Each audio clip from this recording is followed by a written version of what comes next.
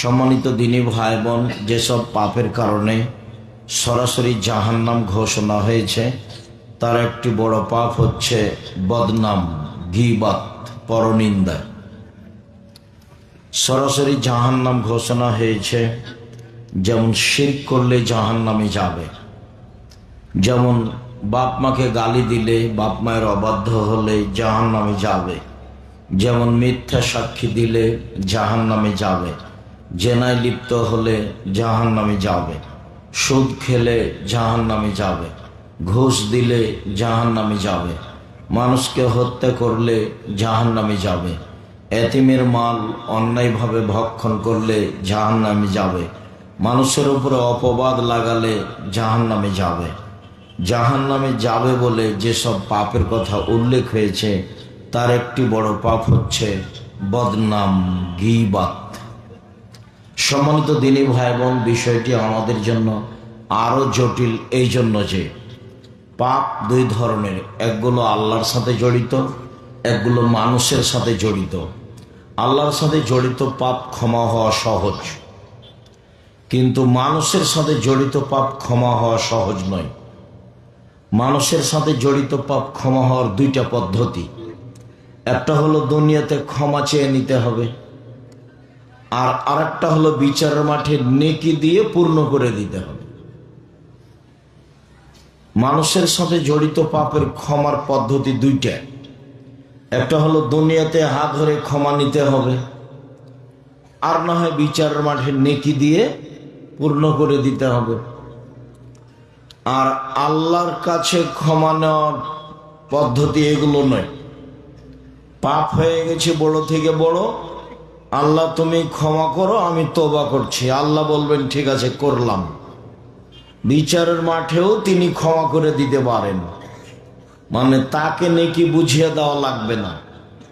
কিন্তু আমি যদি কারো বদনাম, গীবাত করে থাকি তাহলে তার হাত ধরে ক্ষমা নিতে হবে, অন্যথায় বিচারের মাঠে আমার নেকি দিয়ে সেইটা পূর্ণ করে দিতে হবে।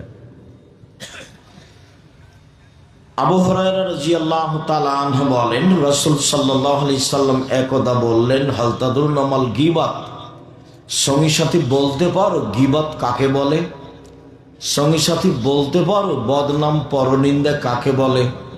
কালু আল্লাহ রাসূলু আলাম। সাহাবীগণ বললেন, আল্লাহই ভালো জানেন, আল্লাহ রাসূলই ভালো জানেন, আমরা বলতে পারছি না গীবাত কাকে বলে। তখন আল্লাহ রাসূল বললেন, যিকরুকা আখাকা বা ইয়াকরাহ, তুমি তোমার ভাইয়ের কোনো কথা বলো আর ও যদি শুনতে পাই তাকে যদি খারাপ লাগে, এটাই হলো গীবাত। শোনো, তুমি তোমার ভাইয়ের কোনো কথা কোনো জায়গায় বলছো, আর যার কথা বলছো ও যদি শুনতে পাই তাকে যদি খারাপ লাগে, এটাই হলো গীবাত। তুমি কারো কোনো কথা কোনো মানুষের সামনে বলছো, ওকে যদি এটা খারাপ লাগে, সেটাই হলো গীবাত। তো এই পর্যন্ত বলতে সাহাবীগণ বলছে না, রাইতা ইনকান ফিহি মাকুল, তাহলে ঠিক আছে আল্লাহ রাসূল আপনি বলেন যে একটা মানুষ জেনা করেছে তাই তো আমি বলছি জেনা করেছে, সেটাও কি গীবাত হবে? একটা মানুষ চুরি করেছে তাই তো আমি বলছি যে সে চোর, তাহলেও কি গীবাত হবে? তা আপনি বলেন, তাহলে আপনার মতামত কি? তখন আল্লাহ রাসূল বলছেন, শোনো, ইনকানা ফিহি মা তাকুলু ফাকাদ দিগদাবতাহু, ও যদি চুরি করে থাকে তুমি বলো তাহলে গীবাত, ও যদি জেনা করে থাকে আর তুমি বলো তাহলে গীবাত। আর ওয়াইলাকুম মা ইয়াকুলু মা ফিহি ফাকাদ দিগতাহু, আর তুমি যদি ও এটা করেনি তুমি তার ব্যাপারে বলছো ফাকাদ বাহাত্তাহু, তুমি তাহলে তার উপরে অপবাদ লাগালে। ও তো জেনা করেনি, তুমি বলে দিলে। ও তো গালি দেয়নি, তুমি বলে দিলে, তাহলে তুমি তার উপরে অপবাদ লাগালে। তো দুইটার শাস্তি দুই রকম। আমি যদি আপনার গীবাত করি তাহলে আপনার হাত ধরে ক্ষমা নিতে হবে, তাছাড়া এই পাপ ক্ষমা হবে না। বিচারের মাঠে এই পাপ ক্ষমা হবে না। কাবা ঘরের গিলাপ ধরে কান্নাকাটি করলেও ক্ষমা হবে না। আজ থেকে নিয়ে মরা পর্যন্ত ক্ষমা চাইলেও ক্ষমা হবে না, ক্ষমা হবে না। হাত ধরেই ক্ষমা নিতে হবে। আরেকটা পথ হলো বিচার মাঠে এই পরিমাণ নেকি দিয়ে দিতে হবে। এটা হলো গীবাত, এটা হলো গীবাতের শাস্তি।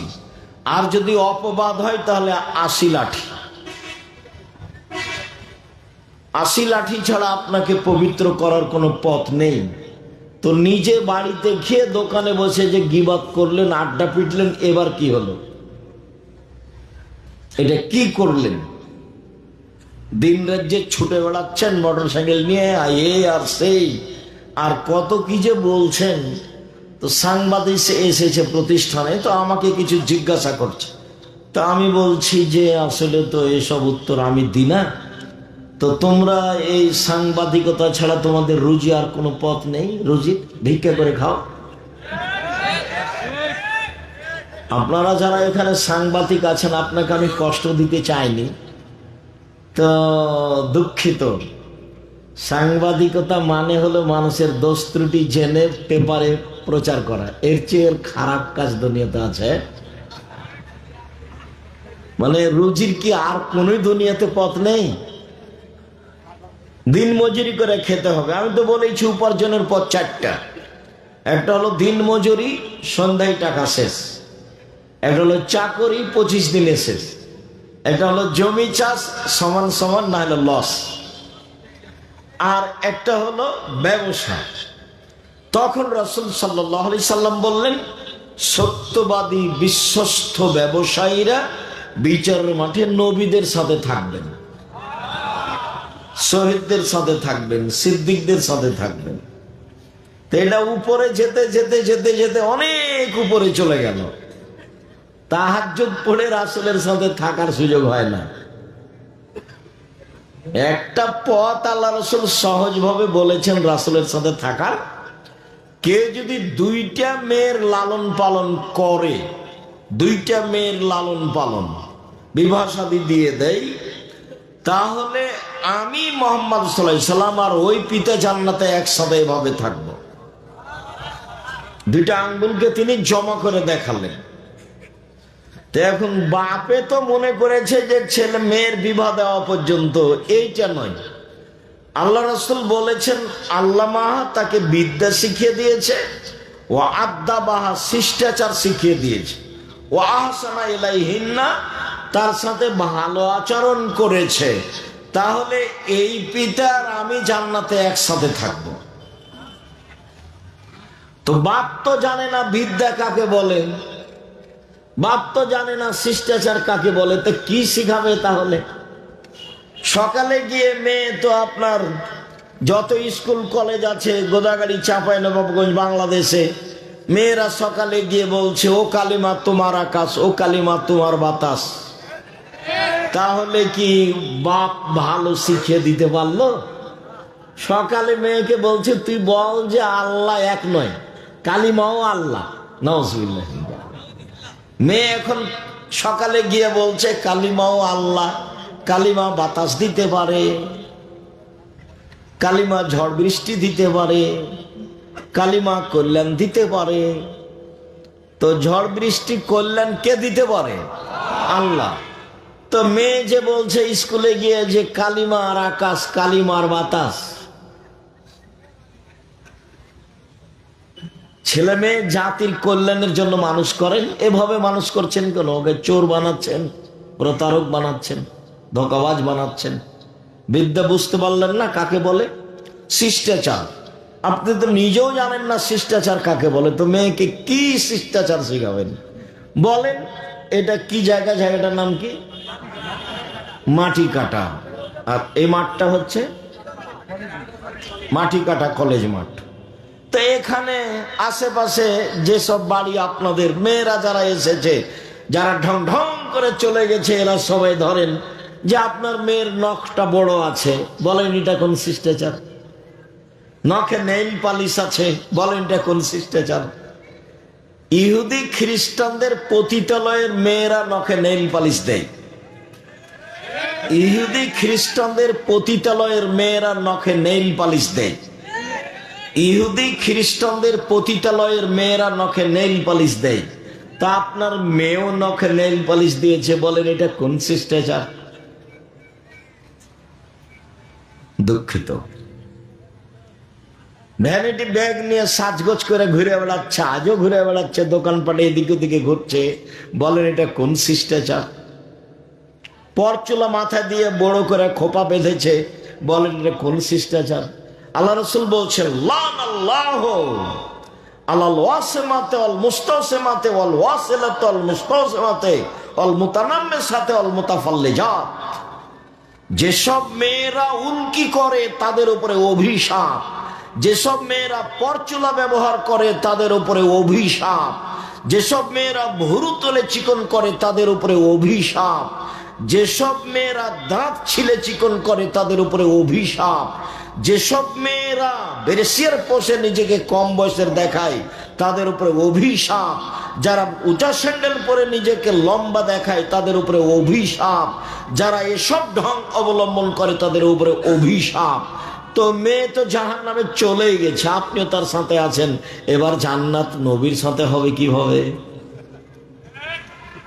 এইভাবে মেয়ে মানুষ করে হবে?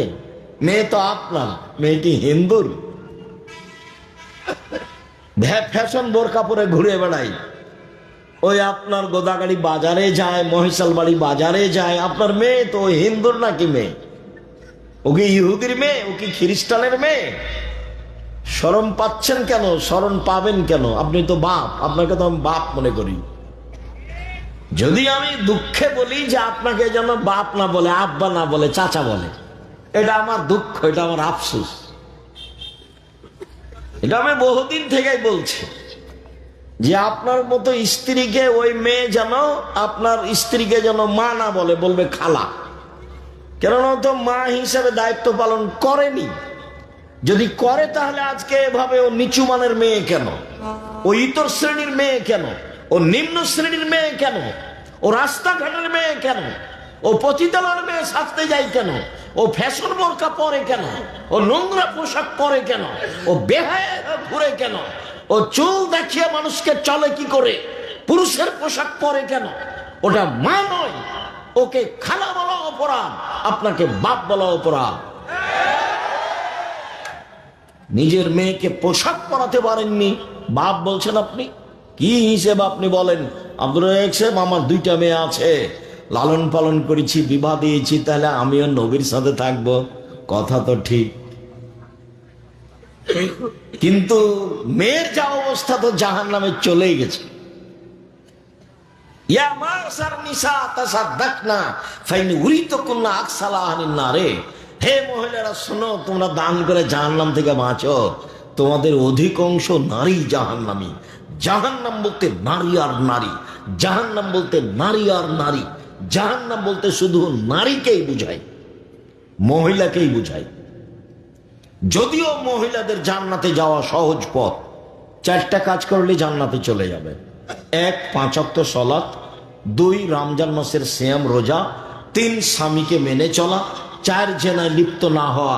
জান্নাতের সব দরজা খোলা, পথ দিক সহজ করে রেখেছেন আল্লাহ রাসূল। কিন্তু আপনি যে জান্নাতে রাসূলের সাথে থাকবেন, আপনার মেয়ের অবস্থা কি? ও কেন বাজারে গেল? আপনি কি মরে গেছেন? ওর গায়ে, ওর হাতে এখন একটা ভ্যানিটি ব্যাগ আছে, ওটা কেন তার সাথে? ওটাই কেন? ও কেন বাজারে যায়? ও কেন এভাবে চলে? ও কেন কাপড় কিনতে যাবে? ওর বাপ মরেছে, ওর শ্বশুর মরেছে, ওর ভাই মরেছে, ওর বোনের ছেলে মরেছে, ওর ভাইয়ের ছেলে মরেছে, ওই একই দুনিয়াতে থাকে, ও যায় কেন? ওর শরম হয় না কেন? ওর হায়া হয় না কেন? ওর লজ্জা হয় না কেন? ওর শরম হয় না কেন? এর ইতস্তবোধ হয় না কেন? ও নিজেকে মনে করে না কেন যে আমি মহিলা? নিজে মনে করে না কেন? কেন মনে করে না? আয়েশা রাদিয়াল্লাহু তাআলা আনহা বলেন, আমি পায়খানা টয়লেটে গেছিলাম দূরে, এসে দেখছি জনগণ সব চলে গেছে, আমি এখন একাই, আমি বসে আছি। সাফনে মানে মুআত্তাল আমাকে দূর থেকে দেখে বুঝতে পেরেছেন। তিনি আমাকে দেখে চিনলেন কি করে?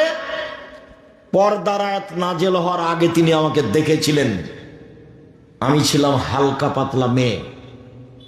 হাদিসে বোঝা যায় তার রূপের অভাব ছিল না, তবে অবশ্যই তিনি সারার মতো সুন্দরী ছিলেন না। পৃথিবীর সবচেয়ে সুন্দরী মহিলা হচ্ছেন ইব্রাহিম আলাইহিস সালামের স্ত্রী সারা। তবে তিনি সাফিয়াকে নিজের চেয়ে সুন্দরী মনে করতেন। কাজেই মাঝে মধ্যে তিনি বলতেন, হাসবুকালীন নিসা হাসবুকালীন নবী সাফিয়া কাদা বা কাদা। আপনি সাফিয়ার অত সুন্দরী গুণ বলেন কেন? যে সাফিয়া সুন্দরী মহিলা, সাফিয়া এই মহিলা, আর সাফিয়া তো একটা খাটো মহিলা, আপনি তার এত প্রশংসা করেন কেন? এইটা আয়েশা রাদিয়াল্লাহু তাআলা বলেন, এবং বুঝতে পারতেন যে সাফিয়ার কিছুটা সুন্দরী গুণ আমার চেয়ে বেশি আছে, এটা তিনি আঁচ করতেন। যখন এভাবে বলেছেন, আরো তো একটা খাটো মহিলা, আপনি তার প্রশংসা করছেন, তখন আল্লাহ রাসূল বলছেন, হে আয়েশা, লাকাদ কুলতে কালিমাতাল্লাহ মাজাজাত বিহাল বাহরুল্লাহ মাজাজাতহু। আয়েশা, তুমি যেই কথা বললে, এই কথা যদি সাগরে ফেলে দেওয়া হয় তাহলে সাগরের পানি ঘোলা হয়ে যাবে। তুমি খাটো বলেছ, বদনাম হয়েছে, সেটা আমার পরের কথা। এখন কথা হলো এই যে আপনি আপনার দুই মেয়ের কারণে রাসূলের সাথে জান্নাতে থাকতে পাবেন।